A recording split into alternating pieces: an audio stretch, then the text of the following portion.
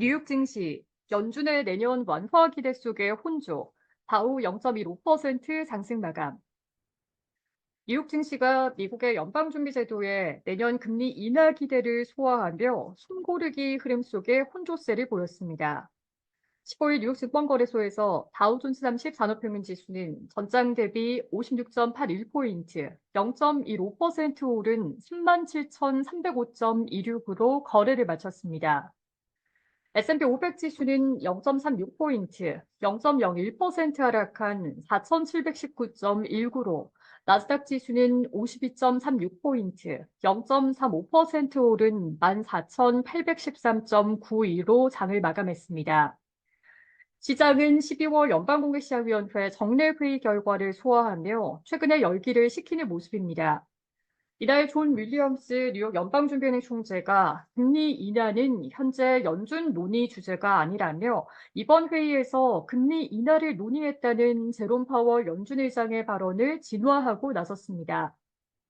윌리엄스 총재는 이날 CNBC와의 인터뷰에서 우리는 현재 금리 인하에 대해 정말로 얘기하고 있지 않다라며 우리는 파월 의장이 얘기했듯 인플레이션을 2%로 돌아가는 것을 보장하기 위해 충분히 제약적인 통화 정책을 얻을지에 대한 우리 앞에 놓인 질문에 매우 집중하고 있다라고 말했습니다. 윌리엄스 총재는 금리 선물 시장이 3월 인하 가능성을 가격에 반영하고 있다는 질문과 관련해서는 나는 그것에 대해 생각하는 것조차도 시기상조라고 생각한다라고 답변했습니다.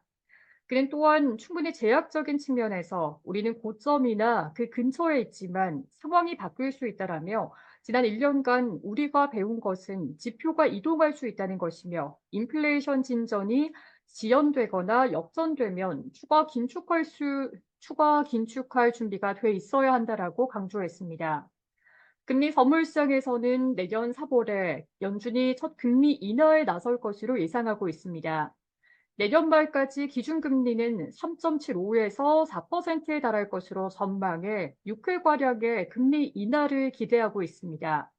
이는 연준 위원들이 제시한 3회 인하에 비해 훨씬 더 큰 폭의 인하입니다. 이날 발표된 12월 미국의 서비스업 및 제조업 업황은 엇갈렸습니다. S&P 글로벌이 발표한 12월 서비스업 구매관리자 지수 PMI 예비치는 51.3을 기록해 시장 예상치였던 50.7을 웃돌았습니다. 이는 전달에 50.8도 웃돌며 확장세를 이어갔습니다. 반면 미국의 12월 제조업 PMI 예비치는 48.2로 시장 예상치였던 49.5를 밑돌았습니다. 전월 확정치였던 49.4 또한 하회했으며 4개월 만에 가장 낮은 수치를 기록해 위축세를 이어갔습니다. 11월 산업 생산은 계절 조정 기준 전달보다 0.2% 늘어 한 달 만에 증가세로 돌아섰습니다. 전달에는 0.9% 감소했었습니다. 다만 이날 수치는 시장의 예상치였던 0.3% 증가에는 못 미쳤습니다. S&P 500 지수는 유틸리티와 부동산, 헬스와 에너지 관련주가 하락하고 기술과 임의 소비재, 통신 관련주가 올랐습니다.